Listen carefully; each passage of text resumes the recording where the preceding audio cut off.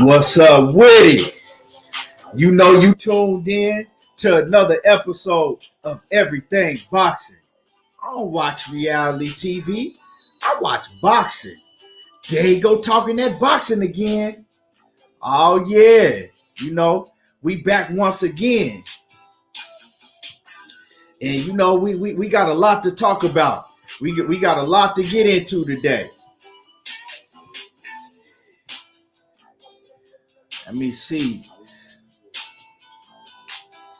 And before I get started with the show, y'all already know what to do. Hit that like button, jump in the comments, let me know where you coming from.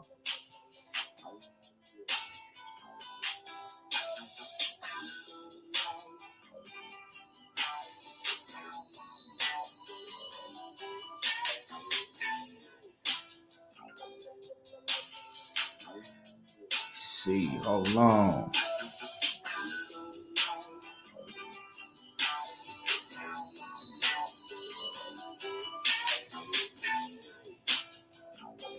What's up with y'all? Let me get my boy Monnie Brown TV off in here, because he get a lot of money. Let me get him the link, and we gonna get the show started real soon. We got a lot to cook on, y'all.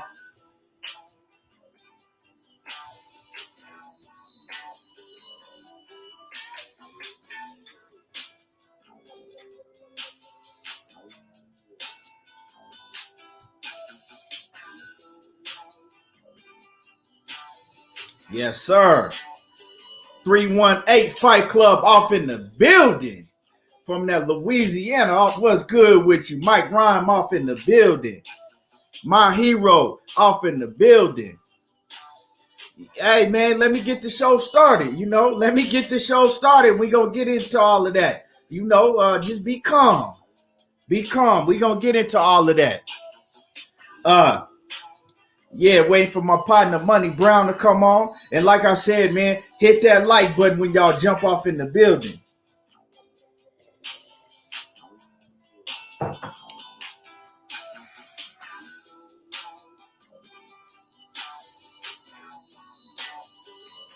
Yes, sir. Let me get some people the chance, to let them know I'm on and cooking.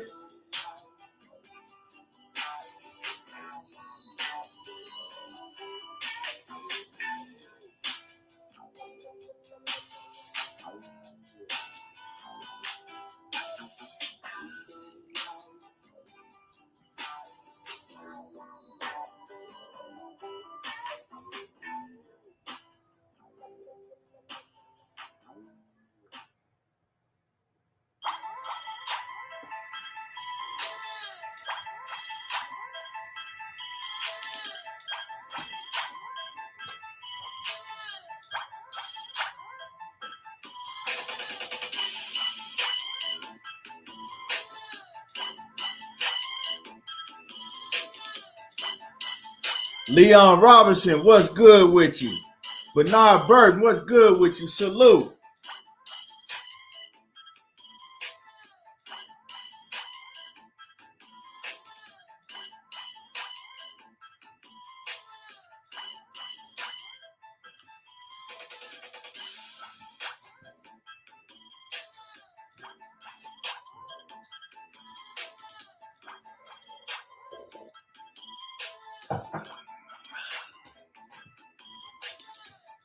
Like I said, I had to miss yesterday, so I wanted to come on yesterday, but wasn't able to do that. But we here today. We here today.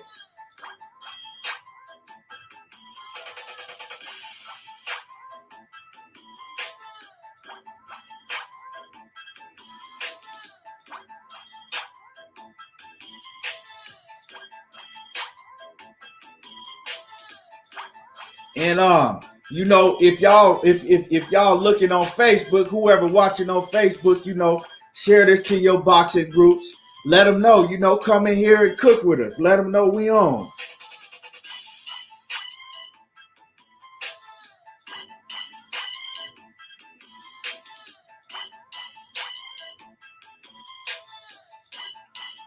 Dom Reeks off in the building. Coming all the way from that UK. From that Colchester, England.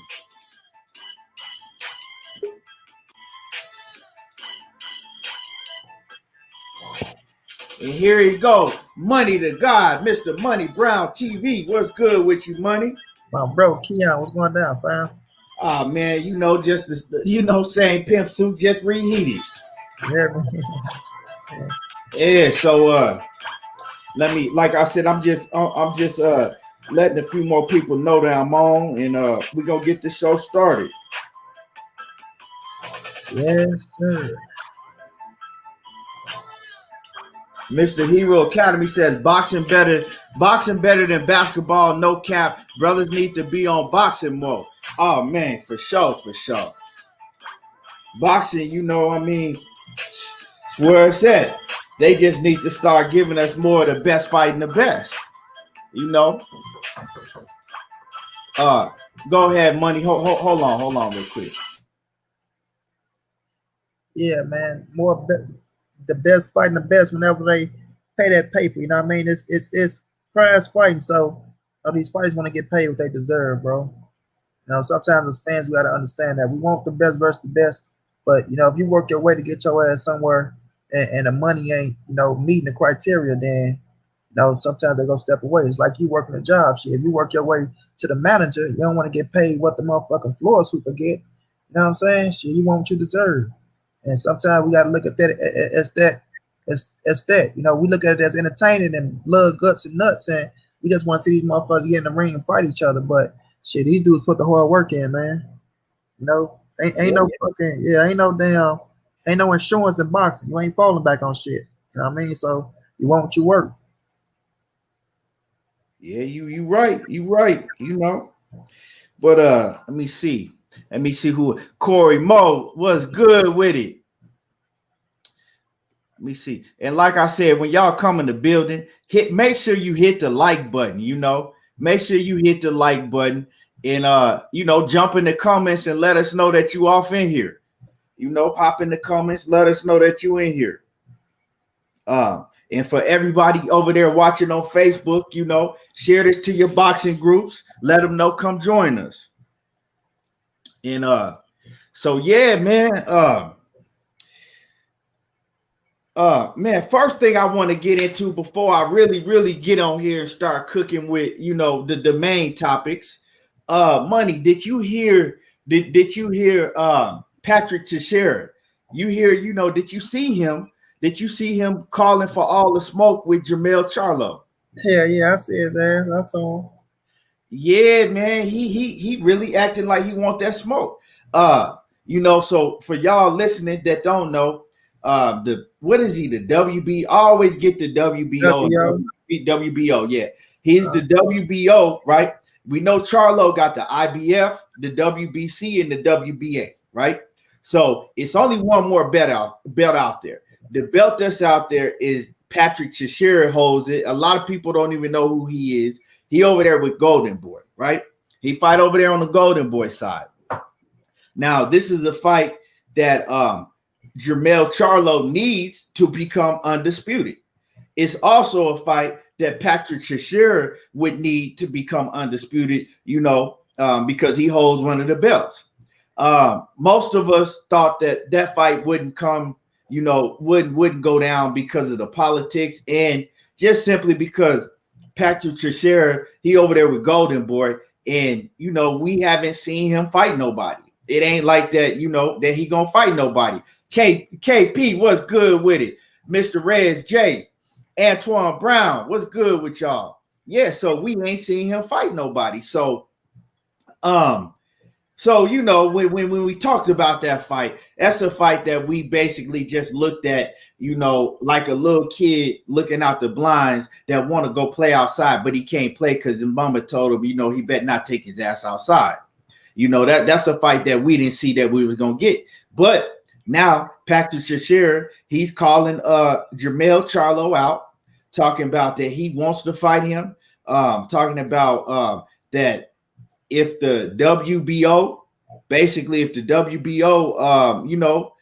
say it can go down, that's the fight that he wants.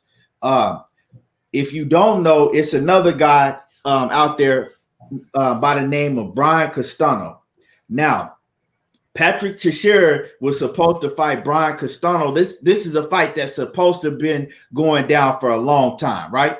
Brian Castano is actually Patrick Teixeira's mandatory, been his mandatory for a minute. Correct me if I'm wrong, Mr. Money. Yeah, that's his mandatory. It just Corona been fucking the fight up. You're right. Now, let me give you some. Let me give y'all some history on Patrick Teixeira's mandatory, Brian Castano. I know a lot of people don't know who he is, but you might remember if I get y'all up to speed. Brian Castano actually fought Lara Israel. He fought Lara. Everybody know who Lara is. Brian Castano fought Lara. I think it was a draw. I think they fought to a draw, right? And Laura, yeah, I thought Brian Castano won that shit. Yeah, that's what I'm getting into. Brian Castano actually fought Lara, but they called it a draw. But most people, one of them is myself. Money said he felt the same way. We thought that Brian Castano actually beat Lara. Now, that should give you an idea of how good this dude Brian Castano is. It was a lot of talks that Patrick Teixeira was ducking Brian Castano. I don't know if if that's true or not. I don't really keep up with Patrick Teixeira like that, but a lot of people, was saying that he was ducking Brian Castano. He didn't really want that work because, I mean, let's keep it real. If you know boxing, if you know both of these dudes, Patrick Teixeira, he can't beat Brian Castano. Brian Castano is he a hell of a fighter. Like I said, we don't hear about him too much in the junior welterweight division, but if you go check him out, he's a real hitter up there at 154. So basically, Patrick Teixeira is saying that if they let him hold off that mandatory, he want to go and fight Jermell Charlo, or he said if he go over there and fight Brian Castano, right? Then he'll fight Jermell Charlo. But see, this is the problem. If he fuck around and fight Brian Castano, it's a very, very high possibility that he will never be able to fight for title, undisputed ever again, because Brian Castano is going to beat him. Brian Castano is going to beat him. So I think he's looking at it is that the only way that he can get a chance at fighting for undisputed is for him to do what he's doing, is call out Jermell Charlo and fight Jermell Charlo, because it's like this. You got Brian Castano on one side, you got Jermell Charlo right here. Basically, if you Patrick Teixeira, how I'm looking at it, it ain't really nowhere for you to run. You either got to fight your mandatory or you get to fight Jermell Charlo in the fight that you probably gonna lose, that you are gonna lose, right? But which one would you take? Because both of them you probably gonna lose. So if I'm Patrick Teixeira, I ain't pump faking. My call out to Jermell Charlo is real because, well, fuck it, I'll take my chances over here, right? Because I have a lot more to gain by fighting Jermell Charlo than I do with fighting, a guy that's my mandatory, which is a dog too, that's probably gonna beat me too, So this is a fight that I would love to see, because Jermell Charlo, he does deserve to be undisputed at 154. But I don't know. Like I said, how the politics of boxing go, they don't want it to be an undisputed. And these sanctioning bodies, they don't want to have an undisputed. That's why we don't see undisputed no more. That's why every time a fighter is in line to get undisputed, they stop it some way. The only reason Terrence Crawford was able to accomplish undisputed, the only reason they let him do it is because he already had agreed that he was going to move up. He already had agreed that he was going to move up to 147.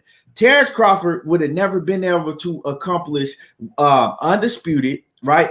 And that's not, I'm not saying it had anything to do with he could beat all them dudes because we already seen what he did. But he would have never been able to be in that position if he hadn't already agreed that he was going to move up to the 147-pound weight division. They don't want to undisputed because when they do these pay-per-views and televised shows and all of that, they want to be able to say that it's a belt on the line, right?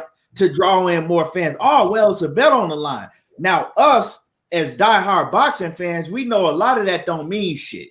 You know what I'm saying? But they want to be able to sell you that there's a title on the line. So if one fighter got all of the titles, then all of these other fights that they putting on, it's just a fight between, you know, whoever and whoever. It ain't no belts on the line, right? And a lot of casuals, it doesn't draw them in like that, right?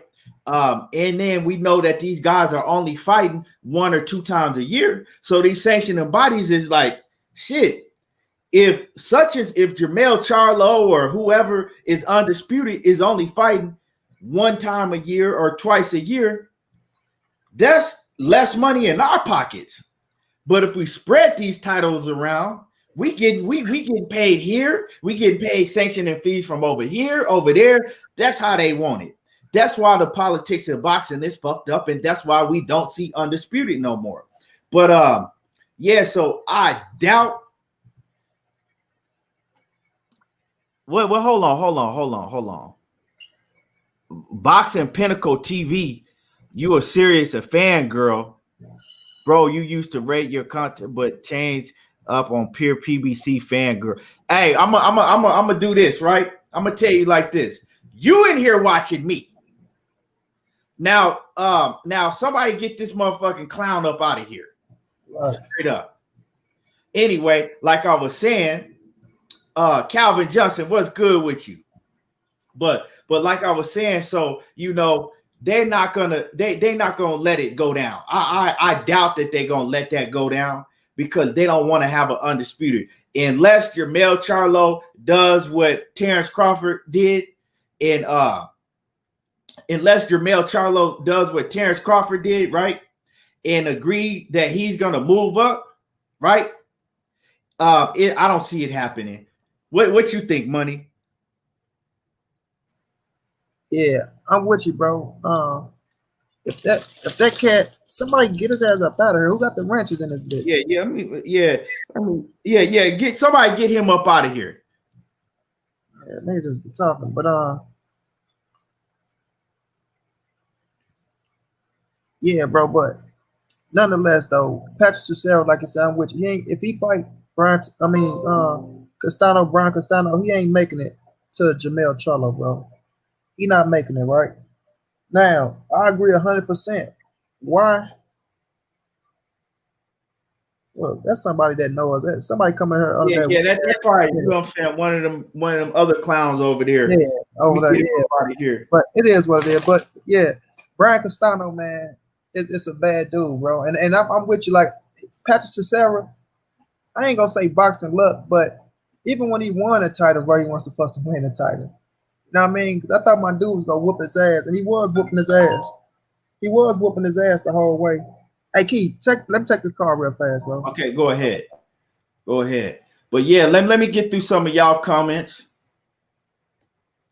Man. I see y'all up in here. Dom Breach says it's different levels.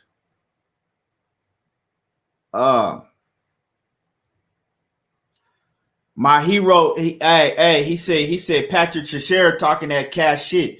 Real talk, facts. He talking, like I said, I don't think that he just talking because, like I said, either one of these fighters, it's like running to a brick wall. He ain't got nowhere to go. So why wouldn't you want to fight Jermell Charlo to take your chances to see how you do to get all of the belts, right? When you just gonna fight your mandatory. And if he fuck around and beat you, he just gonna beat you. He ain't even really got a name.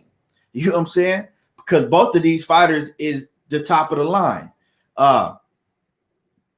Bernard Bird says, he said Castano is very underrated, the former WBA champ. Yeah, like I said, if you go back and watch the Laura fight with him and Laura, man, I'm telling you, dude can fight. He can fight. And I believe that he beat Lara. And how many fighters can we honestly say that beat Lara? You know what I'm saying? Very few. Jared Hurd and him and shit, really, maybe that's probably about it. You know, I think he beat Canelo. Yeah, Chadwick Jackson, what's good with you? Daniel Parr off in the building. What's happening with it? Let me see. Champ Ross, what's happening with it, Champ? Hey, Champ Ross, I swear when I first seen your profile picture, I thought you was Kelly Pavlik for real. You and Kelly Pavlik, man, y'all look just like each other. And shout out to the homeboy Kelly Pavlik.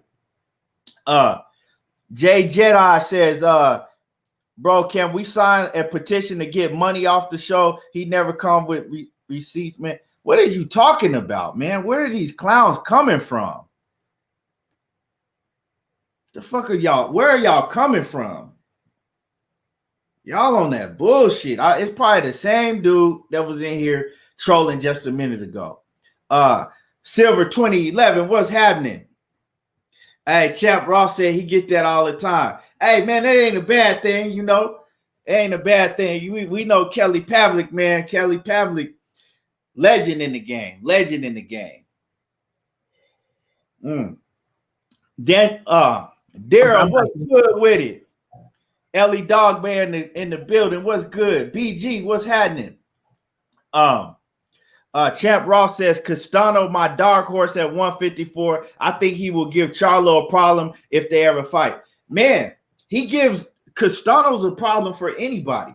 Now, I wouldn't say that he beats Charlo, but he's a problem for anybody. And you know, he's capable of beating anybody on his best night. Castano, like I said, just because a lot of people don't know about him, dude is a beast. Go ahead, Money. And I say this too, bro.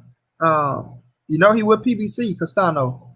So that right there alone, I feel like we get undisputed. You know what I'm saying? I feel like that right there alone to give us undisputed. But for us, Teixeira, man, I'm with you, bro. Like you saying the hype with the Charlos and things like that. Like I say, I don't think fighters scared to fight each other, bro. I just think sometimes it be the team and what they trying to do. Because we know De La Hoya, you remember he trying to fight Charlo. Remember De La Hoya trying to fight Charlo, bro. So will he put his fight in there with Jermell, or do we try to take the spotlight from his fighter, man? So you got to watch these dudes, man, because I'm looking at Della. I'm seeing him training and shit and doing all those things, talking about he want to come back and make comebacks, and all these fighters making comebacks and shit, you know? So do you want to get Patrick Teixeira that publicity, or do you want to try to steal it for your damn self, knowing the shit you going through with Canelo over there, you know? But me seeing Patrick Teixeira come out, bro, and telling Charlo, you know, you won't be a real champ until you fight me, but I got to fight my mandatory and this, that, and all that shit. Man, sit your ass down. You know what I'm saying? Sit your ass down. Feel me? Now, who are these clowns that's coming up in here, Money? You ain't who is these clowns? Hey man, as they say, if you don't got haters, salute. What's good, who Kiana? Is these clowns, man? I guess you know, huh? Who I is reported Saturday for faking us on the Spence interview. 60 days. Danny a hoe would like to get his nuts stumped on. How about that? Man, I ain't finna even entertain these niggas. Sorry, man, somebody get these clowns up out of here, man. Co-host. Yeah, we're not worrying about these dudes, man. Niggas that sit around and troll for their entire life. I mean, that's all y'all got to do is come on somebody's show and troll all day. With 1,000 motherfucking sitting in your mama's basement. You know what I'm saying? They sitting butt naked in their mama's basement. They sitting butt naked in their mama's basement watching us, you know what I'm saying, trolling. Jacking off the man, point old gay ass niggas ain't getting no ass, ain't got no woman to entertain or nothing. Because if you had a woman to entertain, you want to be over here fucking with two niggas who talking boxing. And both they daddies and studs. For real, female studs with strap-ons and shit. You hear me? He said, you know, roaches come out of nowhere, bro. Hell yeah, Chad. You hear me? Wait, man. They can't stop these trains, man. We moving while they sitting still talking about some motherfucking faking and bird lineups, man. Man, come on, man. What y'all worrying about what men look like for, bro? For come real. on, man. Niggas up for expecting. I mean, come on, man. Get the fuck out of here. But we're gonna get back to the real task at hand because clowns ain't about nothing. Yeah, with my man Patrick Cesaro, you know, but come on, if you really mean it, pressure your promoter into making it happen. You know what I'm saying? If you really mean it, pressure your promoter into making it happen. You know what I mean? But I'm like Key, niggas not getting past. He's not getting past Brian Castano. I'm sorry. You know, I like Pastor Sarah. He ain't got no. You cutting out, Money. He wide. You cutting out. Okay. What about now, Key? Yeah, you good. Still cutting out? No, you good. Yeah, you know, he wasn't supposed to get past my man, the Bronco, man. You know what I'm saying? But credit to him, he went out there and did what he had to do, end up catching his ass and hurting him and getting him up out of there. But with somebody like a Brian Castano, who's technical, that Argentina, that boy, like I agree with Key, that boy got real skills and can really fight. He can really fight. And if Patrick Cesaro beat him, then I'm going to look at him and say, God damn, maybe he do got a shot. But I don't see it, bro. I don't see it. But I do want him to fight Brian Castano because if you do fight Brian Castano, then that bring that other strap back to the PBC side. You know what I mean? The PBC side for the motherfuckers who hate PBC so much, you know, and we can see Undisputed. You know what I mean? We can see Undisputed because Charlo ain't ducking no work. You know, and one more scrap for him mean that much more publicity and that much more, what's the word? Well, more accomplishments and give him and put much more flame on his fire already because he on fire. I mean, Jermell Charlo on fire, Jermell Charlo on fire as well, but Jermell is really on fire. You know what I mean? So he don't mind adding more gasoline to that motherfucker. We know how Charlo is. He can handle all that. You know, so at the end of the day, I want to see because the mandatory gonna happen. You know what I'm saying? Brian Castano not stepping away. He not stepping away. I think he want that shot at that title to become world champion, and he gonna stand right there until he get it. You know what I mean? And like I tell people, the only thing that can now do mandatories is fucking unification and step aside money. You feel me? So we gonna see what happened with that situation. But I'm quite sure Charlo and them not about to pay no step aside money, you know, just to get Patrick Cesaro in the ring when they can go defend a title, let Patrick Cesaro fight Brian Castano and see if Brian Castano beat his ass, and then come on back to PBC and get it in. You know what I mean? So it's gonna be something to see and something to look for. But you know, I respect Patrick Cesaro coming on that trolling a little bit. You know what I mean? He see the little thunder, he see the hype. He trying to get his name out there. Don't nobody really know his ass like he say. So shit, why not go up under there and talk a little shit because you got the other scrap? You the champion. Talk that little shit. See if you can get some fire behind it. See what De La Hoya say because he out there training. Look like he trying to take the motherfucking publicity from you. You know, see what he say and see if he really want to make it happen. You know what I mean? Because you know Charlo ain't ducking nothing. So we'll see on that part, Key. Yeah, man. Like I said, Money, I like it. Like I said, I like him coming out and calling out Charlo. You know what I'm saying? Let everybody know he wants to smoke. We know he ain't fucking with Charlo, but I like it. You know what I'm saying? You gotta respect it. He letting it be known like that. He not trying to hide over there. You know what I'm saying? Like he ain't really got nowhere to go anyway. Like I said, Brian Castano's a beast. So either way you go, you know, you ain't got nowhere to run. You dig what I'm saying? So I like it, but I don't see it happening. You know what I'm saying? Just because of the politics of boxing, and Jermell Charlo is not acting like he want to move up to 160 no time soon. Now, if Jermell Charlo let it be known, like, look, once I win undisputed, I'm done at 154. I'm gonna move up to 160. Then they'll let it happen. Telling y'all gotta really pay attention to how boxing, you know, how these sanctioning bodies move and what really be going on. Like I said, that's why we don't have undisputeds no more. That's why.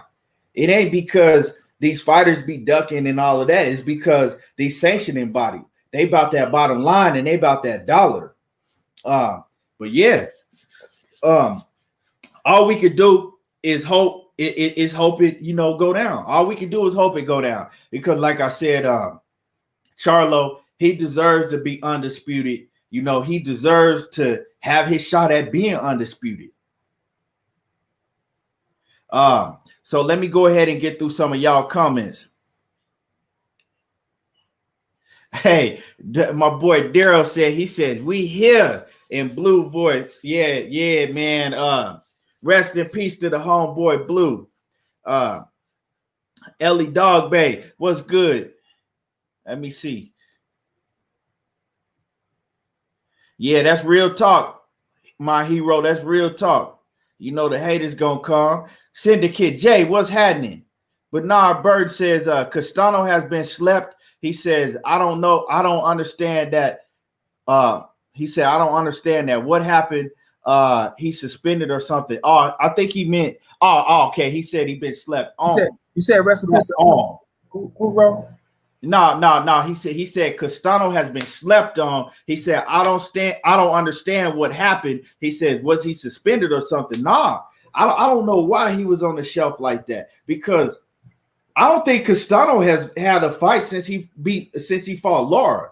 I could be wrong, but I don't remember him fighting since then. You? No, I don't remember Castano. You say Castano? Yeah, Brian Castano. He ain't fought since he fought Lara, right? Did he get one fight in? I think he got one win in, but I don't think so. Because I think Lara only had one fight after that shit, right? No, he haven't. Lara, they fought a couple times. Yeah, but did I see Brian Castano get a win? You looking it up, Key? I think he got one. I'm looking it up right now. Hold on, let me see, because I don't remember him fighting since then. Yeah, I think Castano. If I'm not mistaken, he got. Okay, yeah. He fought one time. He fought in November of last year, so he fought in November of 2019. He fought in March of 2019 and got the draw against Lara. Then he fought in November, so he ain't really fought in damn near a year. He ain't fought in almost a year. I don't know what's going on. You know, young, he hungry beast. He's only 16-0. Well, he ain't that young though. I think he was probably one in the Olympics for a long time. I mean in the amateur ranks for a long time. He's 30. He's 31, but he only got 16 fights. Corona could be holding him up too. You know what I'm saying? Yeah. So, but he did fight. He did fight what in 2019? He fought twice. He ain't fought since November. Let me see. Chopsticks off in the building. He said Jermell Charlo is the best at 154. I agree with you. What's good with it? My partner, Lil Mark Harley. What's happening? He says, what up? He says, I hope all is good. I just need to stop by for some boxing news and check out. Yeah, I appreciate you. Chadwick Jackson says, you know, roaches come out. Yeah, these roaches gonna come out, you know. Matthew Valentine's, what's happening? Calvin Johnson says facts because you know we killing the game. Hey, that's facts, big facts. Let me see. Matthew Valentine says keep all the money on the PBC side. Matt Russ says they going to do Castano like they did Austin Trout for the WBO. Tyrone Bland says line my dude Keon up real good because my dude he's still up in here. I mean, I think dude infatuated with me or something. He infatuated with me. So I'm bored. Stay with mom, and I'm scrubbed out and broke. Money, I need a donation. Tyrone Brown. Man, listen, bro. All that shit falling on a flat, bro. We not worrying about shit to talk about. I appreciate you coming, though. Matter of fact, I'm gonna keep you in here. Keep coming if you want to. Right, man. Hey. But Champ Ross says Castano was put on back burner after Lara fight. He a dangerous man. Yeah, and just like Champ Ross said, a lot of people don't want that smoke. A lot of people don't want that smoke with my man, with Castano. You know, because he's a dangerous fight. You got to understand it. It's a low reward, high risk. Low reward, high risk fight. So let's see these sports in the building. Yeah, CB Sports TV off in the building. Calvin Johnson says, what do y'all think about Mayweather talking about fighting Crawford possibility? I don't think that it ever happened. I ain't heard about that, but I mean, nothing. Like stuff like that, even if I do see it, I don't even want to talk about it because that's just It ain't not that ain't gonna happen. You know what I'm saying? That's not gonna happen. I agree. I agree with Key. That's something I won't even think. Cause I ain't seen no interview with Floyd say he'll fight Crawford because he's not gonna fight Crawford. If anything, if he was to fight anybody, it'll be a PBC boy. But that shit ain't happening. Listen, man, Floyd only fighting motherfucking Logan Pauls and 2-inch, 1-inch motherfucking Japan dudes and Conor McGregor's and people like that, bro. He's not going to fight no fighter with some real substance that can go out there and arguably beat his ass, bro. It's not happening. Real talk. It ain't gonna happen. Salute to my man, World Combat Sports off in the building. He say salute everything boxing and money to God. World Combat Sports, what's happening with you? Salute, World Combat. And everybody make sure that if you're not subscribed to World Combat Sports, do yourself a favor right now. Go over and subscribe to World Combat Sports on YouTube. You got boxing, MMA. He gonna keep you updated with everything you need. Plus, I mean, you see the man, if you as soon as you go to the page, you already see, you know, he was in Deontay Wilder's camp, you know, throughout one of the whole camps. I mean, my man over there doing his thing. So y'all make sure that y'all go check out World Combat Sports. Let me see. Mike Oliver, former world champion Mike Oliver, off in the building. How you feeling, my man? So let me see.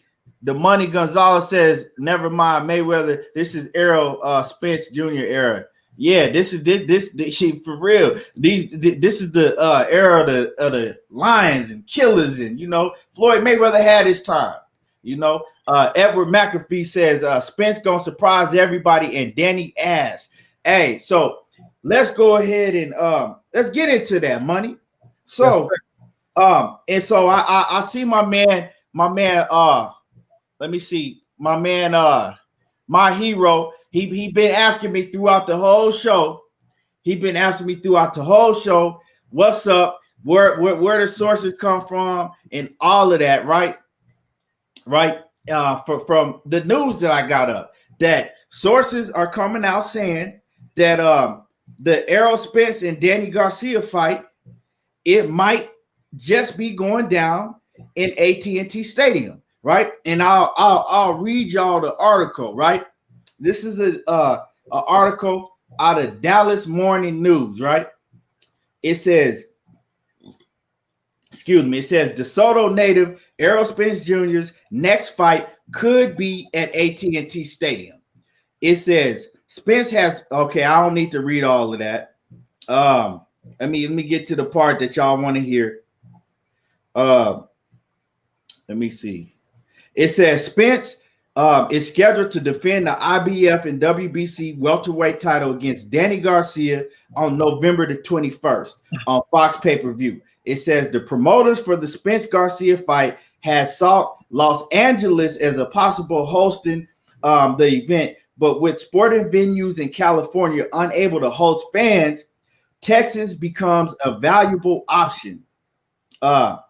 It says, let me see. It says the venue for the fight hasn't been finalized yet, but promoters want to host Spence and Garcia in a city where they could have a live gate. So that's when the talks of having it in At&t Stadium came up. It says when the Cowboys hosted their home opener last week in At&t Stadium, the announced fan attendance was 21,708. Okay. It says the promoters Spence and Garcia fought likely having 25,000 capacity. So what they're saying is that they want to have this fight, and like I said, this is coming from the Dallas Morning News, right? So they want to have this Errol Spence and Danny Garcia fight somewhere where they can have fans, and they're looking at it is the best place to have it is none other than At&t Stadium, in Dallas, Texas, the home of Errol Spence Jr., because At&t Stadium holds over 100,000 fans, right? You can still spread out the fans to where you can have the social distancing, to where you can still get 25 to 30,000 fans in this stadium, right? That's a big, huge crowd for a boxing match, right? You get 20, 25, 30,000 fans for a boxing match, that's huge. Because if you think of Barclays Center, you only getting like 17,000 in there. MGM Grand, you only getting like 17,000 in Cali, right? And Staples Center, you only getting what, like 20,000 max in there. So you get it in At&t Stadium, right? Social distancing and all, you ain't lost the beat. You're not losing no money. Plus, you probably gaining a lot of money from having it there.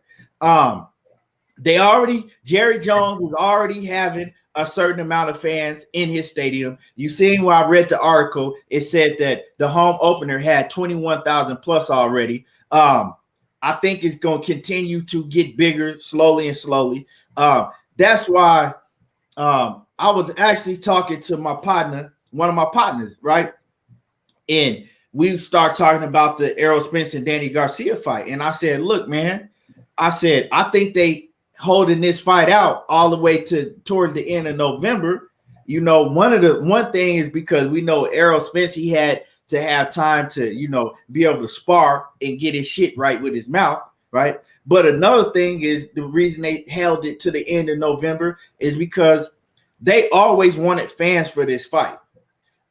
These dudes is going to want a bag. They're going to get paid. We already know when EJ step in the ring, his back end money that he get is big. We know that Danny Garcia, when he step in the ring, he gets paid big money. So it don't surprise me because these dudes, they got to get paid. And this is a fight that's a huge mega fight. The return of Errol Spence Jr., Danny Garcia got a big fan base. It's a huge fight. They don't look at a fight like this as a fight that they could just put on pay-per-view like they did the Charlo fight and with no fans in attendance, So this fight, if everything do go down, if it does go down in Dallas Stadium, it's gonna be sold out. Dallas, they don't play in the stadium the next day because it's a Saturday. On Sunday, I think they play out of town. They're not gonna be playing, and so the stadium is open. What other better place to have it?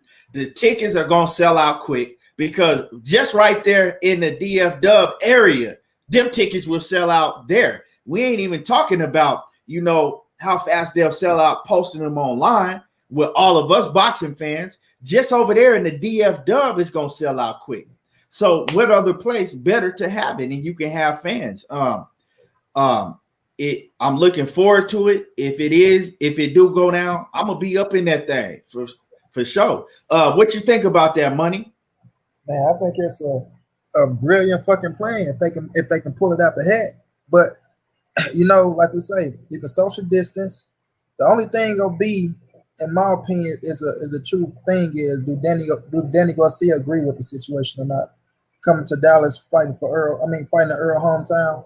But if the money right, what I'm saying, I don't think Danny probably have a problem with the shit, But looking at the situation as a whole, they want to get the biggest bang out of their buck, So if they can make that happen, pull that shit off in Dallas, man, with pay-per-view and 30,000 motherfuckers in the building, because like I say, you that's overpacking in some places. You know what I'm saying? That's double in some places. So you really pulling in the money. They might, up the ticket bars a little bit, but nonetheless, shit, you still pulling in the bread.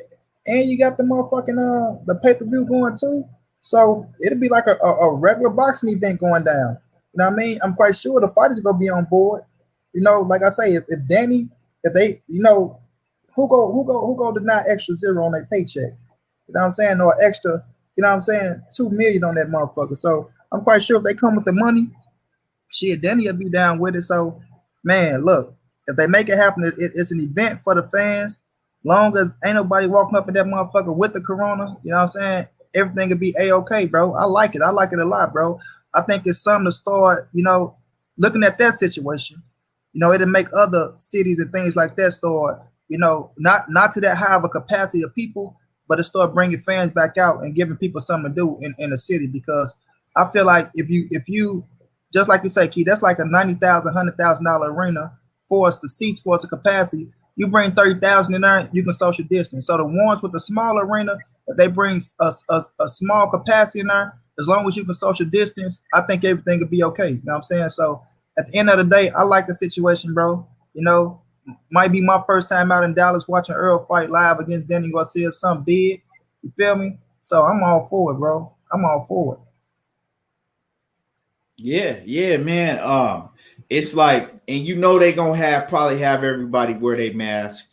Oh yeah, no doubt. Everybody gonna have to wear their mask. Like I said, social distancing. That floor area in Dallas, especially when they do a boxing fight, that shit's huge. That floor area is huge, you know. So you can social distance, you know, with just that floor area alone. It's so huge. It's easy to have that event there, you know. Yeah. Then they're gonna be able to sell merchandise, the food, all of that, you know. It's millions and millions of dollars that they gaining for, you know, if they let it go down. So like I said, I think that's why we haven't had an announcement where this fight is going to take place. You dig what I'm saying? That's the whole reason why, because the fight, we've been knowing that this fight's going to happen for a long time now, but they haven't had no venue announcement. And that's why, is because I've been knowing that they was looking to have this fight somewhere where they can have fans. That's the best place, because money. If you look at it, you either with the fan base of Errol Spence and Danny Garcia, you either gonna have it in New York or you're gonna have it in Dallas. You can't have it in New York because shit ain't open. Shit shut down in New York. So the next spot, Dallas. I think they was looking at LA as well. But shit shut down in LA. Yeah, I'm saying like for us the bubble. Before they was talking about the fans and shit like that, I think they go try to find an arena somewhere with the bubble and shit like that. So, but now that shit opening up, and you say Jerry had 21,000 people in the home opening for the football game. It was he almost 22,000. Oh yeah, they finna try to make that happen, bro. Yeah, they gonna make that happen. Because even if they say okay, even if they only release 20,000. That's still real big for a boxing fight. Damn right. Like I say, you getting 15,000, 17,000 in some of these places. You hear me? 20,000. And all they gonna do is up the ticket price more than what it would usually be if you had it in a Dallas Cowboys stadium. That's all they gonna do is up the ticket price. Hey, CB, that's crazy you said that, bro. Keon said the exact same shit. Look what CB said, bro, up under Calvin Johnson, bro.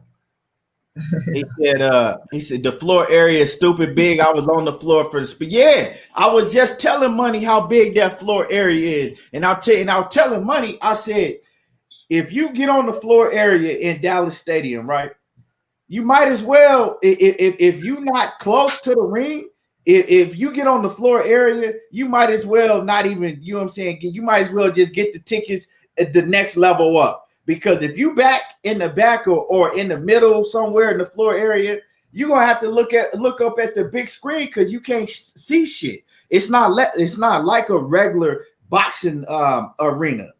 You can't see shit in that floor area if you're not close up because it's so big. But yeah, man, they gonna. I think it's gonna happen. Let me get through some of these comments. Yeah, World Combat Sport, no doubt. Mike Oliver, former champ. Mike Oliver says he back in the gym. That's what's up, man. The Money Gonzalez says free smoke, aka Spence Jr. That's real talk. Let me see. Edward McAfee says Errol gonna smash that dude literally. It's gonna be. Don't sleep on Danny though. I got EJ, doing his thing, showing up and showing out, but Danny ain't gonna come in there and lay down. Danny gonna give EJ a hell of a fight. Trust me. Danny not gonna lay down. You know what I'm saying? And then y'all gotta think. Danny Garcia got 2 L's on this record now. he coming in there, he ain't got nothing to lose in his mind. You know what I'm saying? He gonna be balls to the wall. He ain't got nothing to lose. He gonna be all gas, no brakes. He ain't got nothing to lose. You dig what I'm saying? And the best thing a man can have about him, right, in any sports is his confidence, right? And Danny Garcia is very confident that he can beat Errol Spence. He actually really thinks that he can beat Errol Spence. He's more confident than he was when he fought Sean Porter, right? Because you got to think, it took Sean Porter them a long time to get that fight with Danny Garcia. They was chasing Danny Garcia for a long time, and Danny Garcia did not want that smoke with Sean Porter. So that let me know that he wasn't too confident, right? He's very confident that he can beat Errol Spence. If you heard I think it was Sean Porter that was talking about it. If you heard Sean Porter when he was talking about, or no, it wasn't Sean Porter. Who was that?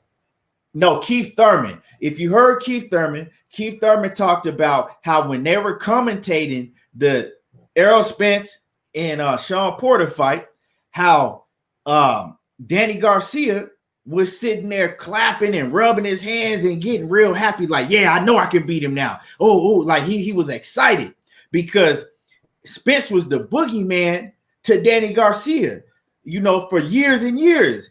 Danny Garcia looked at Spence like, I don't want that smoke. And then he thought he seen something, right? Like, I know I can beat him now. So he has in his mind that I'm confident. I know I can beat him now. I see something, but he gonna see the same thing that Mikey Garcia saw, ass whooping at the end of the day. But with all that being said, is Danny Garcia is a hell of a fighter still, and he gonna give EJ a hell of a fight. It's gonna be. I got this fight being a motherfucking war. I got this fight. I got Errol Spence winning the fight clearly, right? He gonna put damage on Danny Garcia, but I got this fight being an action-packed fight. I got it being possibly the fight of the year.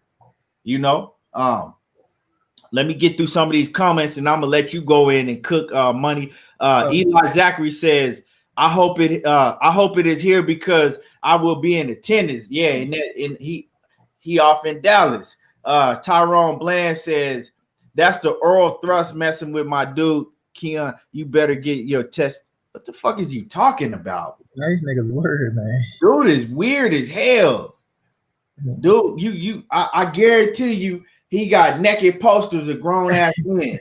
Like I said, Daryl Bland. It's all right, man. I already know your mama was your daddy was a stud, walking around with a strap on in his pants.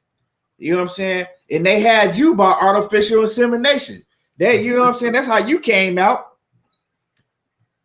Weak ass dude. Edward McAfee says he definitely gonna put on. He said he definitely gonna put on a fight in Dallas, man down style. Curtis Anderson said, "What's good with it, Kurt? What's happening with it?" Bert, Kurt Anderson.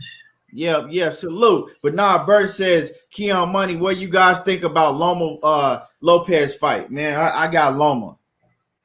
Yeah, I got Loma too, bro. Mr. Hero says, how many pay-per-view buys you think it's gonna do? I think that Errol Spence and Danny Garcia, I think that shit gonna do up 500,000. I think it's gonna be around the 500,000 or more mark. They both got big names. You got to think Danny Garcia is a bigger name than Sean Porter. So right. If they promote this like they did the Errol Spence and Sean Porter fight, if they're able to promote this on Fox, and we know that Fox, they do a lot better promotion than Showtime do. Fox actually promotes the best out of all of them to me. They're gonna have it, doing college football. They're gonna have it doing the NFL. I think that if they promote this fight like they're supposed to, the fight is gonna do 500K or more. We know that Errol Spence's name has just grown and got bigger ever since the Sean Porter fight and the accident.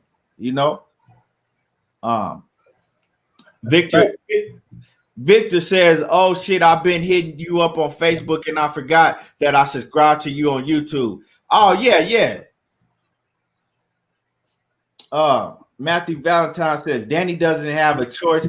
He's not running nothing. Man down." Let me see. Edward McAfee says, "Remember the last time EJ fought in Dallas? He says, in Dallas, he put his opinion down with opponent. My bad. I said opinion. My bad. He says he put his opponent down with a blazing body shot and ended the fight quick in the first round. Yeah, I was at that one. I was at that fight too. Man, real quick. I was mad because I'm like, God damn, I want to see a fight. CB Sports TV says, I already read that one. Eli, salute D-Lo 404 boxing in the building. Bruce goes off in the building. Mike Ryan, Brandon House, what's good with it, Brandon? What's happening with it, fam? Curtis Anderson says, that's a good idea to fight at a football stadium. You can have fans and still have social distancing. He said, Fury versus Wilder, probably at a new stadium in Vegas. Yeah, see, but this the thing, Kurt. If Fury versus Wilder take place in 2020, this year, they won't be able to have it in Vegas Stadium because the owner, what's his name? The owner, not Vegas.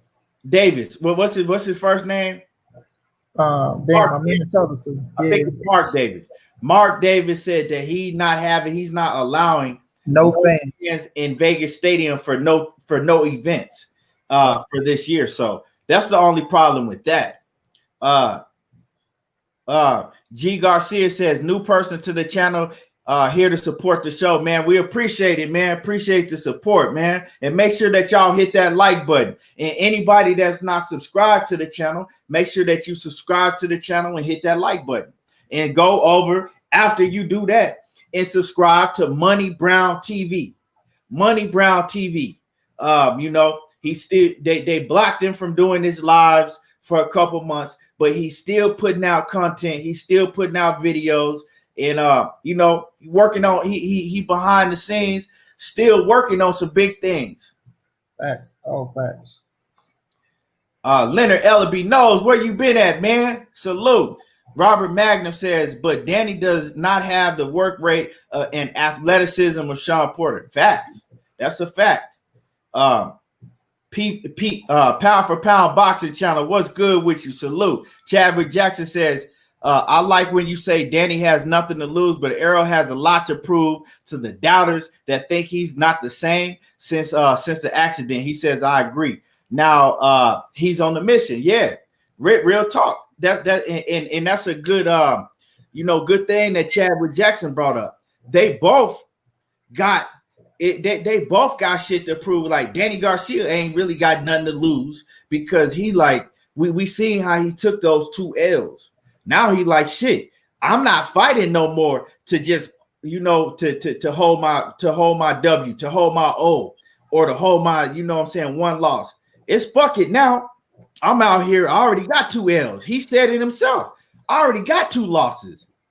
You know what I'm saying? And that makes for a dangerous fighter. Yeah. Dangerous. Calvin Johnson says this stadium in Vegas is absolutely astonishing. Yeah, man, I want to check that out too. I want to check that Vegas stadium out whenever they open back up. Daniel Parr says, good fight this weekend, Jose. Oh yeah, Jose Zepeda versus Ivan Branchek. Yeah, Barachek. Yeah, man, I forgot about that fight. That's a good fight, Money. I got Barenchi in that fight. Barenchi gonna beat him. Man, Daniel be up on him too, man. Daniel be shit. He be inboxing me about fights that shit I don't even be knowing about sometimes. Yeah, I know about the Ivan Barenchi, and it's a better fight. Yeah, I like Speta, but I just think Barenchi his style a little bit more ferocious, and he gonna keep coming and coming. I think he gonna break him. Yes, sir. Mike Rhyme says Garcia is lying. He going off one fight. Why? He says Garcia is lying. If he going off one fight, why don't you go to the Kell Brook fight, man? Mike Rhyme, Garcia. To me, this is my personal opinion. He always been hating on Errol Spence. You could go back to all the way to 5 years. I mean, he been hating on Errol Spence for 5-6 years now. Mike Hero says, I think 400,000. Oh, okay, the pay-per-view numbers. He says because the circumstances with the COVID, they not promoting right. He says, but if they promote right, they could do 500,000 plus. Yeah, that's what I'm saying. If they promote, that's what I said. That's why I said if they promote it right, they can. If they promote it right, they could do 500,000 plus. They can do, because like I said, EJ is a big name, and then him fighting another big name in Danny Garcia that has all of the Latino support behind him. That's a big fight. You dig? Mm-hmm. KP from KC5, what's good? He says Cowboys versus Eagles cross promotion. That fight, he says, man, the Cowboys arena might make. He says he might make the drive again. He said he went to the Mikey. Yeah, we see how people see. It ain't really too many shows that we do where you hear this many people that's talking about they showed up to, a fighter's past fight. People show up and show out when EJ come out. Corey Moe says Danny not losing by knockout. UD win, a possible split for Spence. I don't have Danny losing by knockout, but I do got a unanimous decision victory for Spence. Edward McAfee says Garcia gonna be Spence best competition out of a lot of people he already fought. He says Errol versus Crawford. He says Garcia is the best 147 right now, hands down. How much money you got on it? Edward, whatever your name is.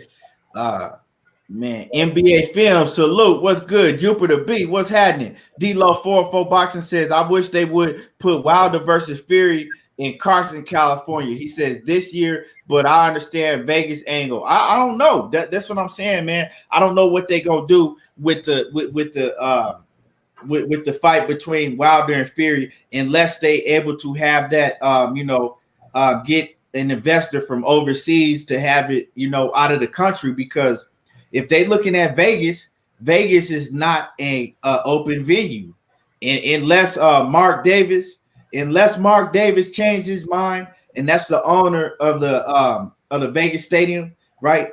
The owner of the Raiders, unless the owner Mark Davis changes his mind, right?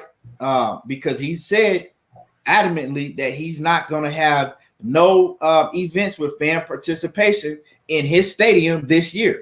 So unless he changes his mind, and I don't see him changing his mind if he change his mind for his own football team. Right. If he's not going to do it for his own football team, he ain't giving a fuck what's going on for these two fighters, right? So I don't see it happening. But like I said, if he could, if he changed his mind for his team, then we could, then he might change his mind, for everything else. But until he changes his mind and say that, the fans could come to his sporting events in the stadium, it's not going to happen. Okay, you're not fit to blow that money for you. Just think about the money pulling in through football. Like, he ain't fit to risk that shit for a goddamn fight. He ain't gonna do it. That's why he's not letting him in for his team. He putting his team safety first. Like, nah, I'm not fit to risk my team for an event. You know what I'm saying? That can possibly lead that shit in her. And then they fuck up my money. No, sir. They trying to get their stadium money back. They trying to pull in the money for the team and feed their family. So, and keep the league going. So that's something they ain't gonna agree on. Right, exactly. He not trying to do all of that. Title 40 off in the building. Salute to you. He says, I feel like Spence is going to be more dangerous after the accident because people are thinking that way. He says, better not sleep on Spence better not sleep on Spence being weak, not in a different bad way. Yeah, you can't sleep on him. Don't think he gonna come in weak because he motivated now. You know what I'm saying? We haven't seen Spence motivated like this probably since the Kell Brook fight, because we haven't seen him motivated like this since the Kell Brook fight. And we gonna get into that because Monnie Brown, I think he got some things that he want to talk to y'all about in regards to Errol Spence, and let me get through your comments, and I'm gonna let my man Money cook on how Errol Spence is looking, because Errol Spence has he's back in sparring. And Money been in close contact with some of his sparring partners, and I'll let him cook on the info that he got, give y'all some inside information on that. Calvin Johnson's hit that like button. Everybody in here, support the platform, hit the like button. I got the Cash App scrolling across the screen. Drop a donation to the Cash App right there, scrolling across the screen. Support the channel. Keep the channel going. Edward McAfee says, Money, what if Errol beat the Puerto Rican out of Danny? Then what, bro? What if he says, what if Errol beat the he says, no, okay, yeah. He says, what if Errol beat the Puerto Rican out of Danny? Then what, bro? I got Errol beating the Puerto Rican out of Danny. So what you saying? Yeah. I mean, Money, he got Errol beating the shit out of Danny. Edward McAfee says, them devastating body blows gonna send Garcia to the hospital. Hey, man, that nigga with the shag is back. So, Money, while we on that topic of the nigga with the shag being back, the old EJ, let him know, go ahead and cook. Yeah, Shaggy Shag is back, and we ain't talking about no motherfucking Scooby-Doo. You hear me? Listen, man. I hit my guy up, man. Mar Rashidi. You know what I'm saying? One of Earl's sport partners. And he let me know, man, that EJ is short. You feel me? He ain't missed a beat. You feel me? And that the boy even more powerful, man. And we've been telling y'all this. Like all the people out there that keep talking about the injury and the accident and all that bullshit. We've been telling y'all that this dude is back and better than ever, man. Y'all think a man gonna be able to run all them fucking miles if he had it? Like if something was wrong with you, bro, if you going out running all them miles every day like that, right?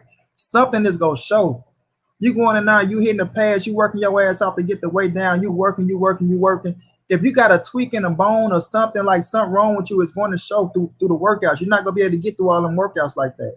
You know what I'm saying? But nonetheless, man, EJ is a dog in the ring. You feel me? My dude say he's back, he's sharper, he's stronger, and he said that's even more scarier, bro. That's even more scarier. You understand what I'm saying? That this man gonna come in the ring even better than he was before, and we know how he was before. Well, you got a motivated Errol Spence, bro, with all the talent and all the skill set that he has, bro, and the strength and the power, and you put something in his head, like them the type of dudes that you really don't want to dare. You know what I mean? It be the quiet ones, and we know EJ, he has been talking a little bit, but Earl's still a quiet Negro, man. He ain't really out talking. He'll laugh and joke. He'll show off sometimes, but that dude really quiet, man. But them the ones that you really don't want to dare. You know what I'm saying? And them the ones that you don't want to fuck with. But, people put a chip on Errol Spence's shoulder, and that's a good thing. That's a good thing. Put a chip on his shoulder and challenge him. You know what I'm saying? Because it probably the sport will get boring for him. Like you say, waking up on slip sheets, you really don't want to get up in the morning. But now, he's being challenged now. So now people gave him something, to go out there and attack, and he got something to attack to show people that he's still who he is. You know what I mean? But he finna show y'all that he is in a spectacular performance against Danny Garcia, who is a quality motherfucking welterweight. You know what I mean? A top 5 welterweight who's dangerous. You know what I'm saying? Who's dangerous. He only got 2 losses to motherfucking Sean Porter and Keith Thurman, and a lot of people felt he won both of those fights, so he can arguably be undefeated. You know what I mean? And Danny can hold his own. He ain't no pushover at all. Danny can hold his own, bro. Like my dude Keith say, he got the backing of the Puerto Rican fans, the Hispanic fans. He got the Negroes in Philly fucking with him. Like Philly stand behind Danny. You know what I mean? Danny rep Philly to the fullest, and Philly rep Danny to the fullest. You know what I'm saying? And that's real shit. That would make for a great fight, man. It make for a great fight. And like we said, Danny coming in there with no chip on his shoulder, so he's ready to put on the performance. But EJ and Spawn, man, the dude looking good. To the ones who thought he was injured and fucked up, who couldn't wait to hear how he looked, and once he get punched in the face, his jaw go do this, his brain go do that. He not gonna be able to take this. He not gonna be able to take that. And we know he getting hit with 16 ounces. You know what I'm saying? We know he getting hit with 16 ounces, but still, getting punched in your damn face is getting punched in your face. And when you see them Spawn pictures, you see Errol Spence, you tell that boy they was putting in work. You see the sweat coming up off of him? Them boys is putting in work. You know what I'm saying? So Earl, they ain't going to not taking it easy on him. They trying to knock his damn head off like he trying to knock their head off. You know what I mean? They trying to earn their name just like Earl got a name. They trying to earn their name and keep their position. You know. So Earl is in the ring. Earl is looking good. He's sharp. He's still on point. Ain't missed a beat. And come November 21st, yeah, everything go fall in place. Come November 21st, everything go fall in place. You feel me? Go ahead, Key. You on mute, Key.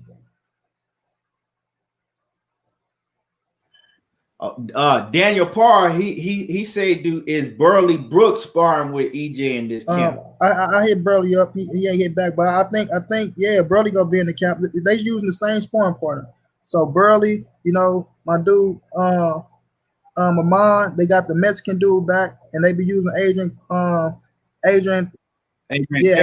I think call him Adrian Clark, Adrian Taylor. You know what I'm saying? And they used to use the heavyweight, but I don't know about the heavyweight no more. But you know, they got the same people in the building, man. So eventually, Burley go get in on with Earl. And Danny is not a fighter that give you a lot of movement and all that footwork like Sean Porter does. Mm-hmm. You know what I'm saying? So it's a whole different style fight, and that's why it makes it for a very we seen how exciting the fight with EJ and Sean Porter was. Y'all just imagine how a fight with EJ and Danny Garcia, because Danny Garcia not gonna be moving like that. Man, I can't wait.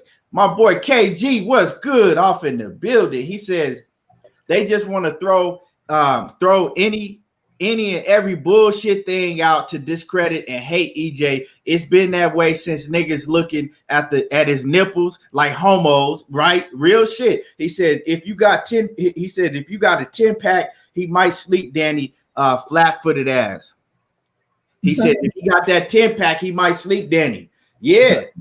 hey, that boy 8-pack be busting, don't it? Man. But I don't see him sleeping Danny just for the fact that Danny got a strong chin. Danny got one of them Charlo brother chins. You know what I'm saying? He could take it. You know what I'm saying? But I see him, you know, he gonna put a beating on Danny. And speaking of that Charlo, that shit gave him motivation, bro. Trust and believe. He was watching. Earl seen the hype for them Charlo boys. He seen the like all the praise they get, and trust and believe that's putting motivation in that man. Yeah, no doubt. Raiders from LA Boxing says Garcia is a dangerous fighter. He says Spence is the better fighter, though. He says Garcia 2 losses arguably were very, very close and could have gone either way. He says Spence is a southpaw and gonna get hit with a huge left. Well, we can see. We'll see, but I don't really see Ain't too many people I heard that was willing to put up no money on Danny Garcia. You know, that's what I say. If people were ones that act like they really going for Danny, I'm giving out 2-to-1 odds around this motherfucker. You heard the man. Calvin Johnson says, and Spencer's about to train with the Charlo's trainer. It's going down. Yeah. Well, that's his trainer, Derek James. You know, and we interviewed Derek James a few weeks ago over there. Y'all go check it out. Go subscribe to Monnie Brown TV. And you know, it wasn't really no interview. It was just Derek James is on Monnie Brown TV with us, and you know, chopping it up. You know, just like we in the barbershop, just kicking it, man. Yeah, just kicking it. You know, chopping it up with us, kicking it, and he talked about a lot though. He talked about a lot, and he ain't worried about it. Everybody like, oh, well, his mouth. Let me let y'all know something. You see these fighters go in there and get their grill done all the time. Adrian Bronner, Clarissa Shields, a lot of these fighters that we see, once they get a bag, they go get their grill done. So y'all worried about EJ? That's all that basically happened. Facts. He got his grill done. You know, he lost some teeth and he got his grill done. It ain't no different than what you see with Adrian Bronner got in his mouth, Clarissa Shields got in her mouth. I think Danny Garcia got him. A lot of these dudes got him. Yeah. You know what I'm saying? So it ain't nothing to worry about. The man didn't break no bones. The man didn't have brain damage. You know, the only reason he was playing pickup basketball not even a month after the accident, right? Let me put it like this, Key. Just think if y'all fell, and my bad, Key. Just think if y'all fell flat on y'all face and knock your damn teeth out. I got my little nieces who fell on their face and knocked their teeth out. The basically thing with Earl is like he got his teeth knocked out. When people act like when he got thrown from the car, they act like his whole face had to get reconstructed. You had to fix the jawline and shit like that. Like he didn't have to have no surgery or nothing, man. Just the teeth knocked out. And a man, like he said, just think about you going to get the fucking veneers. All these rappers got veneers. It take instead of them being just regular people not getting punched in the face, you know, it's going to take time for the little things to heal and the post to really set into for your mouth, so everything could just be stuck and solid. You know what I'm saying? So that's all that is, man. It ain't no reconstruction and shit like that. You see his mouthpiece in his mouth. The mouth that's the main thing. Putting in the mouthpiece and taking out the mouthpiece, hoping you don't pull one of them motherfuckers out. You see the mouthpiece in the mouth, and the shit gonna be a special made mouthpiece and things like that. So we can stop all that, how he taking punches and how the face go react and all that shit, man. Big facts. That's what you got training camp for. In training camp, what do? You spar rounds and rounds and rounds. You taking hits to the face. See, a lot of dudes that never been in the boxing ring, that ain't never fought, they see that headgear and they think that headgear is like a whole lot of protection. Like that headgear ain't shit. I'm gonna tell y'all right now, that headgear, anybody that's in here that's boxed will tell you that headgear ain't shit. That headgear is not what y'all think it is. Trust me. That y'all, a lot of people think like, oh, well, he had headgear on. Nah, that headgear ain't shit. That headgear is not an NFL a football helmet. Trust me. You can feel that shit. You can feel all of that with that headgear on. Ellie Dogbay says, he says motivated, but he better not be too careless again against a counterpuncher like Danny. Nah, we all know that Danny packed power. EJ is going to get hit. Danny Garcia is going to test his chin. You dig what I'm saying? He's going to test him. He's going to get hit. He knows that. He's been hit before. It ain't nothing new. You know what I'm saying? They're going to go to war. And the best man is going to come out with his hand held high. And EJ is better than Danny Garcia. He better. Edward McAfee says money. Well, he already answered that. KG says, I think I read that one. Title 40, he says he may have the back of his people, but he's not going to be able to handle that power that comes with Spence. He says Porter was on some super energy in his fight. Now, see, the thing with Porter is Sean Porter fights. Sean Porter is in just better condition than any fighter. Like Sean Porter, his conditioning is on another level. And we got to think, Sean Porter fought Ugas right before he fought Errol Spence. And he said it himself. Sean Porter fought Ugas, and I think it was in March, right?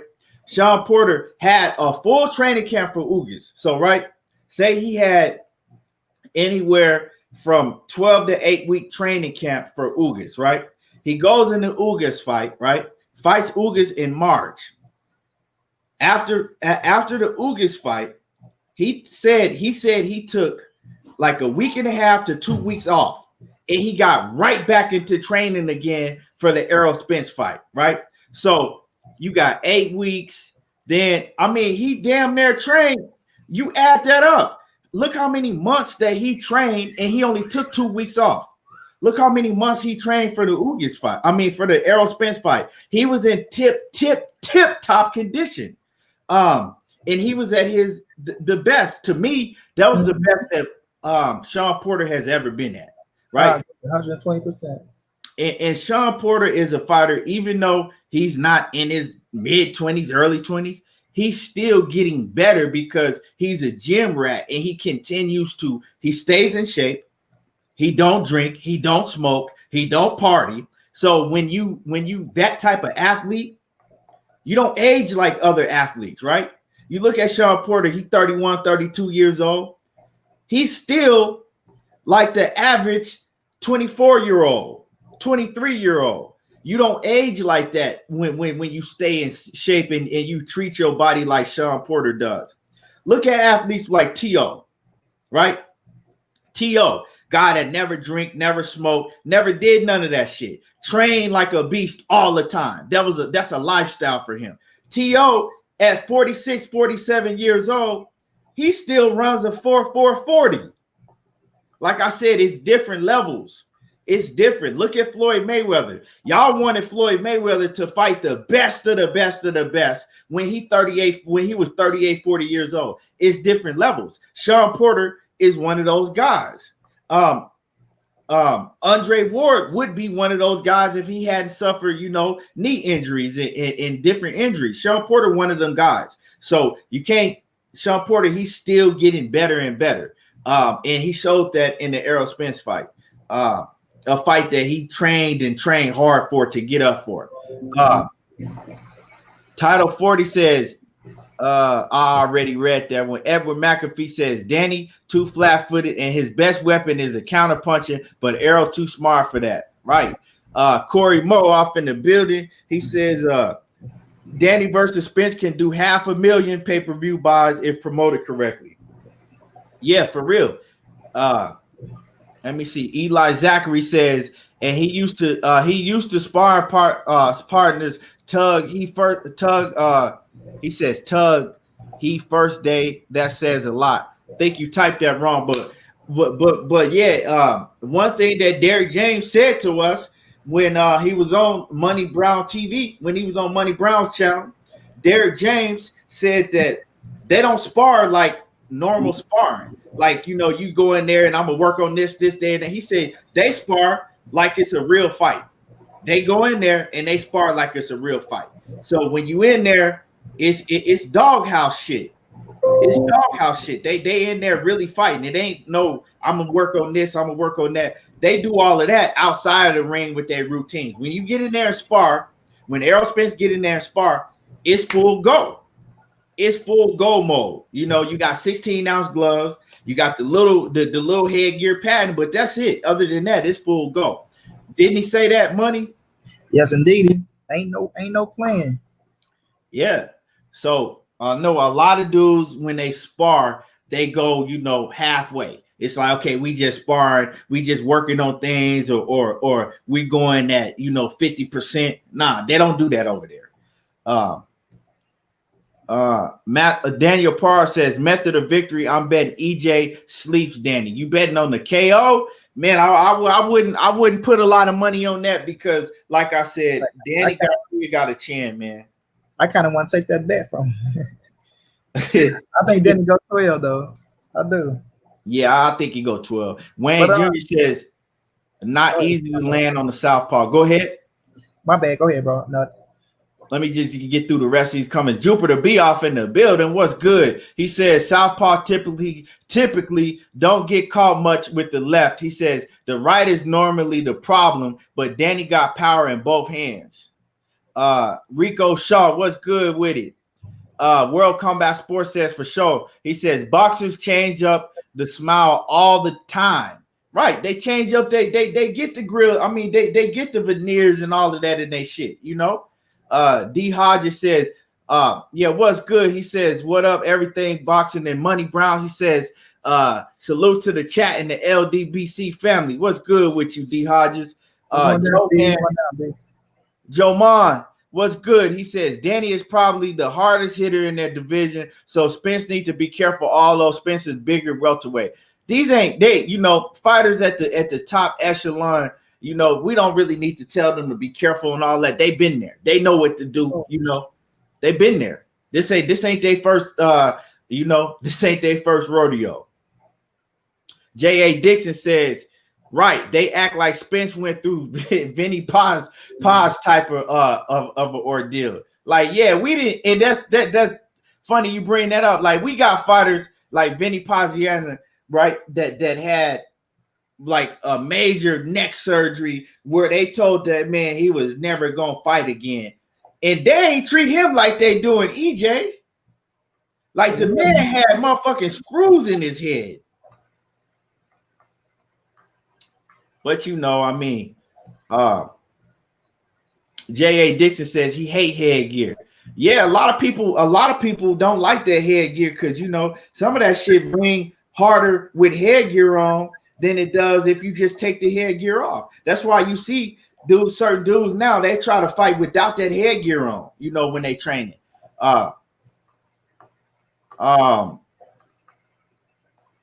Let me see. Wayne Jr. says it's only a little something. Title 40. He says the brother was blessed. He says motherfuckers be acting like they wish. He said, I think he meant he would have a problem. Just be grateful. The brother's still here to and blessed to be with us with it and blessing us with his talent. Yeah. Edward McAfee, my bad, says I seen dudes get their nose broke with headgear on. Yeah, man, like people don't understand that headgear ain't all what you think it is. Robert Drummond, what's good? Bernard Bird says he says he used to rather spar without headgear when he says when I could get away with it, no doubt. Yeah. A lot of fighters don't like to spar with their headgear on. And, they say that headgear, cause more brain damage, over the long run. That's why they took it out of the Olympics, out of the amateur, the Olympics. Jupiter B says, if there's any issues, hopefully it will come up in camp. I don't think James will put Spence in there if he sees something. He's not gonna put him in there. And Derek James, like I said, he's not worried about nothing. World Combat Sports says, what do both of you see as the biggest challenge for DSG, EJ early rounds for either? Man, that's a good question. What you see as the biggest challenge? What I said. He says, what do you both see as the biggest challenge for DSG and EJ early rounds for either? I think the biggest challenge for EJ is getting the ring rust off in the heat of the fire. You know what I'm saying? Going in there and being out the ring for almost over a year, which is over Kell Brook, but just getting the ring rust off early on and his pace that he fight at, everything clicking on all cylinders against somebody like Danny, because we know Danny is a counter puncher and he weight. You know what I mean? So I think just for EJ, it's just gonna be the ring rust of the heat of the fight, going in there with the war. You know what I'm saying? I think that's for Errol. For Danny, early on is go trying to establish position with Errol. You know what I mean? Early on in the fight, you got to try to establish position and try to get in the range where you can fire your shit off, because we know Errol is a master at range and distance. Errol can beat your ass from the inside, the middle, and the outside. And by Errol having to reach over Danny, he not gonna try to rush in on Danny. You know what I mean? He gonna come out smart, be patient, let it flow, and then start heating up on Danny ass to see where he at. You know what I mean? So with Danny early on, he got to try to establish the range and distance where he can get in and get comfortable enough where he can sit down and where he can land this shit back with EJ. Because like y'all say, he ain't trying to rush in like Porter to come in and try to find, where with Porter style, Porter try to make you fight. That's what Danny expected from Errol, because he said if that was my shots landing, then it'd be a different story. But how are you going to land your shots? How are you going to get in to land your shots? Porter made it a rough and tough fight. So with Danny establishing position for range of distance where he can land your shots, for Errol, I think it's the ring rust, getting the feel of the fight and getting back on your shit in a real battle. You know what I mean? Yeah, real talk. Edward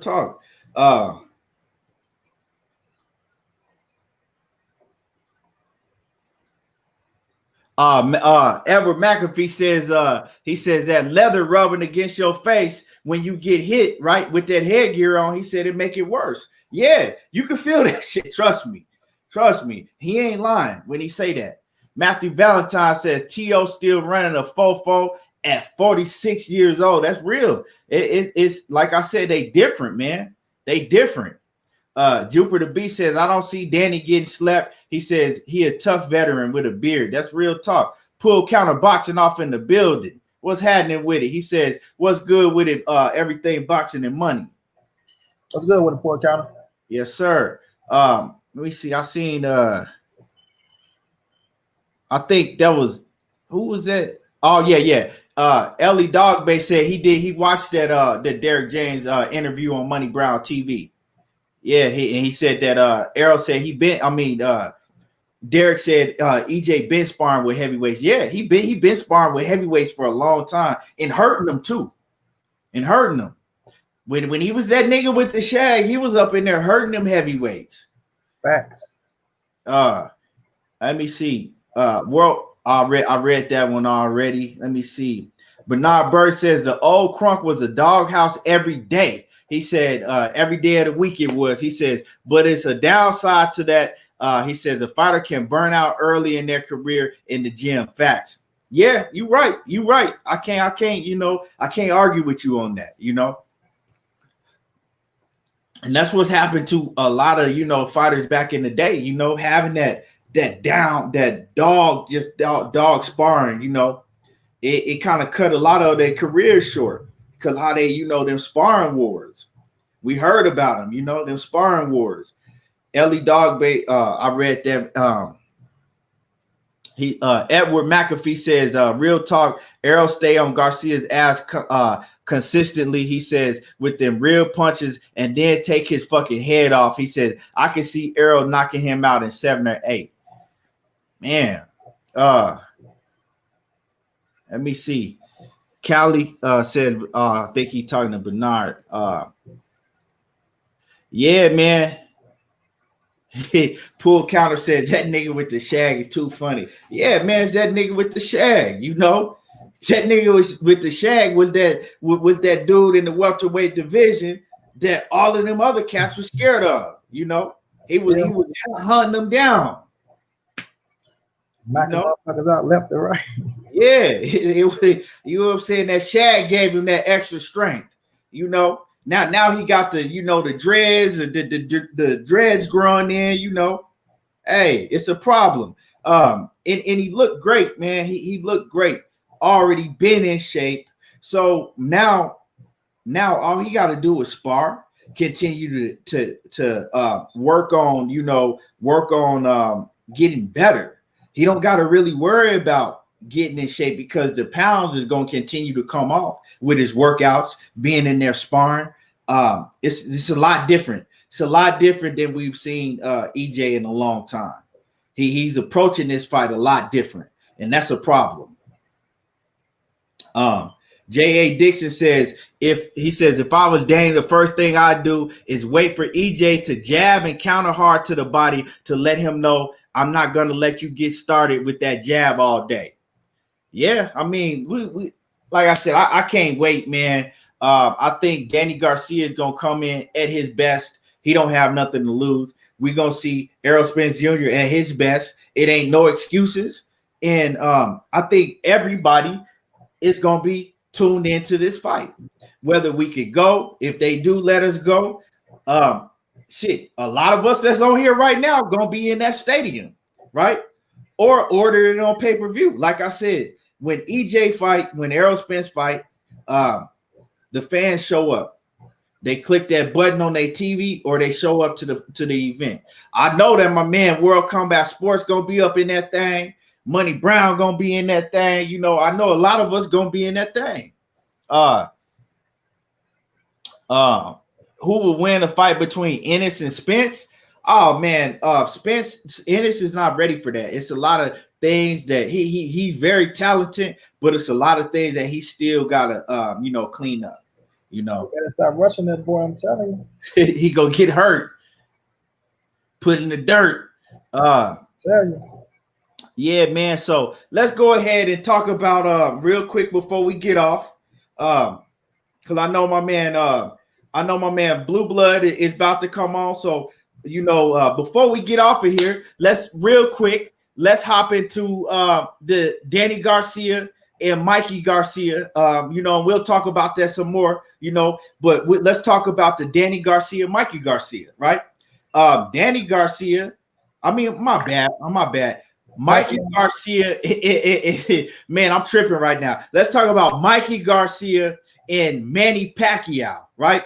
Mikey Garcia and Manny Pacquiao. Mikey Garcia, he's come out and he says that the Manny Pacquiao fight, him and Manny Pacquiao are 100% gonna fight before Manny Pacquiao and Conor McGregor. Now we keep hearing about Manny Pacquiao and Conor McGregor. The thing with that is Dana White, right? Dana White was just asked about that fight, and Dana White was kind of looking on his face like he didn't say nothing about it, but he was like, I don't know, I don't know too much about that. So Dana White kind of looking like, hey, I don't know what he doing over there with y'all, but he got obligations in his contract over here. So before that Manny Pacquiao and Conor McGregor fight even take place, they got to go through Dana White, right? On Conor McGregor's side, it's all up to what Dana White decides that he want to do. That if he want to let him go to boxing and host that huge mega event with Manny Pacquiao. But Mikey Garcia is telling you that it ain't happening before they fight. He says 100%.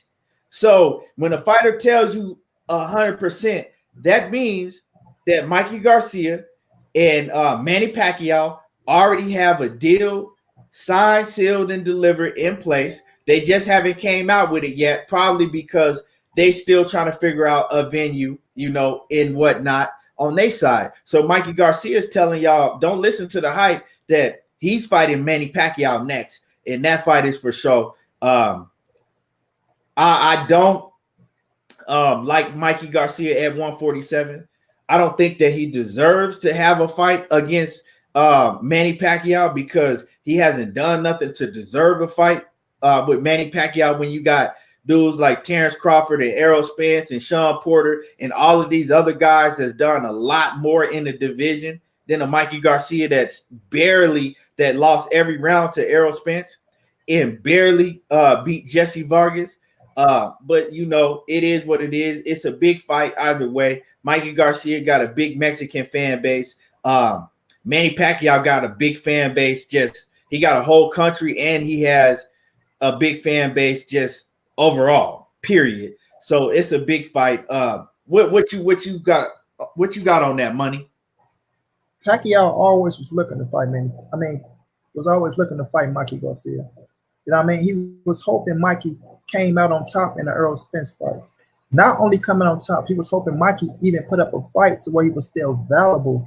You know what I'm saying? Where people can say, well, shit, Mikey went in there and held his own with Errol Spence. Even though he lost, he still showed that he was da-da-da-da-da.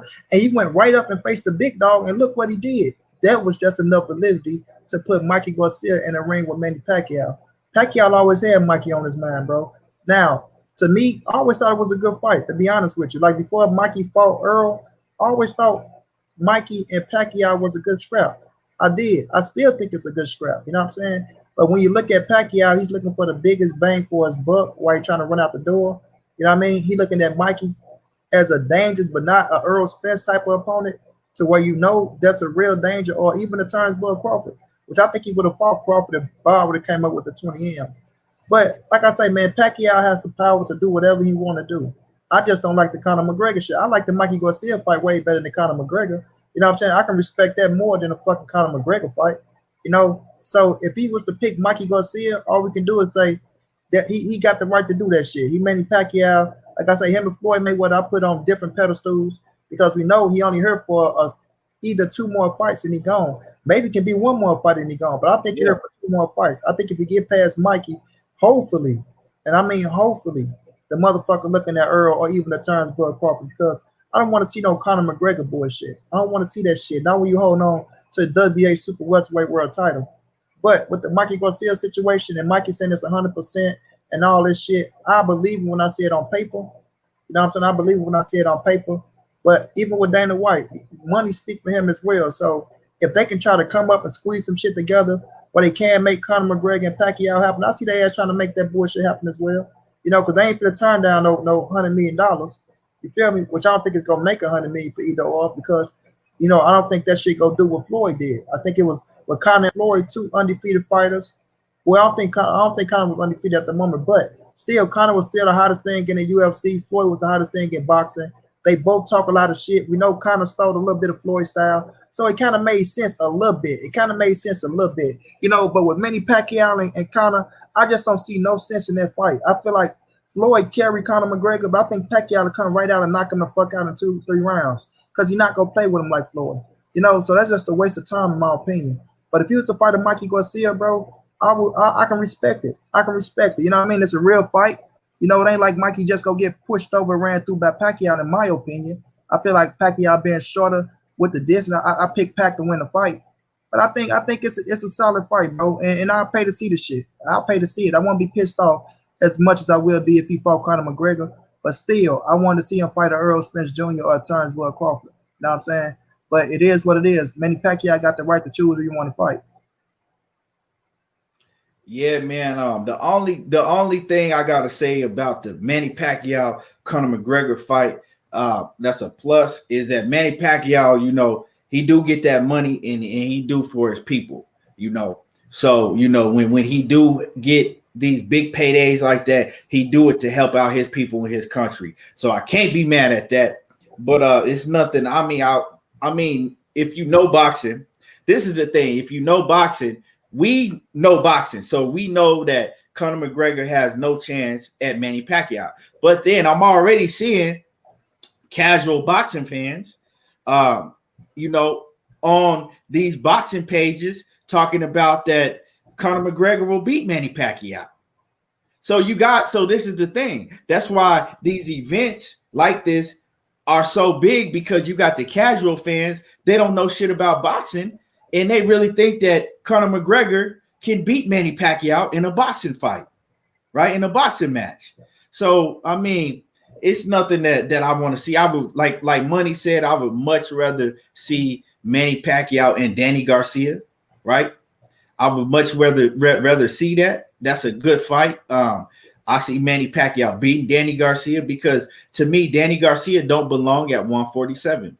My honest opinion is that he showed that he didn't belong at 147 in his last fight with Jesse Vargas. I don't. Some people disagree with me. I don't think that he beat Jesse Vargas by a huge margin. I think that he had a lot of problems in that fight with Jesse Vargas, and Jesse Vargas is a solid fighter, but he's not in that upper level. Jesse Vargas is, you know, C+ level fighter. You know, C+ level fighter, B- at best. So yeah, Mikey Garcia don't belong in the 147-pound weight division. But yeah, man, the Manny Pacquiao Garcia fight is a great stylistic matchup, because Pacquiao and Danny Garcia, I keep saying Mikey Garcia. Mikey Garcia is a counterpuncher, right? Pacquiao, we've seen him have problems in his career with guys that can counterpunch, right? That have great timing, like Marquez, right? Like Marquez. This fight kind of reminds me in some aspects of Marquez, Manny Pacquiao, you know? So it's a good fight, a real good fight. I know that it'll be a war. I know it'll be a very fan-friendly fight, and it's a great fight for the fans to see. I just don't think that Mikey Garcia deserves a fight. But, you know, if Manny Pacquiao is going to hold on to that belt and he's not going to fight Errol Spence or Terrence Crawford or Sean Porter, right?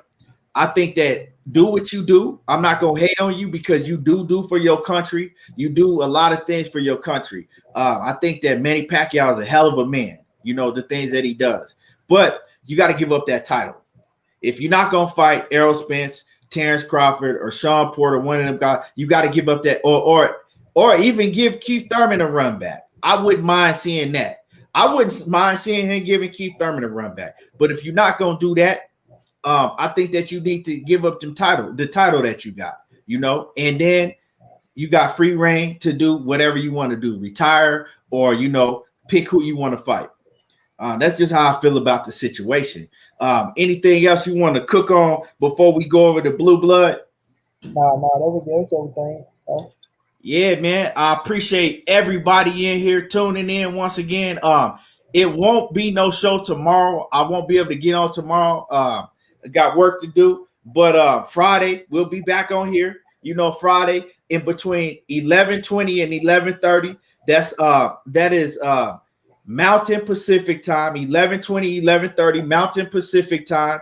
That's 1:20, 1:30 Central Time, and 2:20, 2:30 East Coast Time. We'll be back on Friday.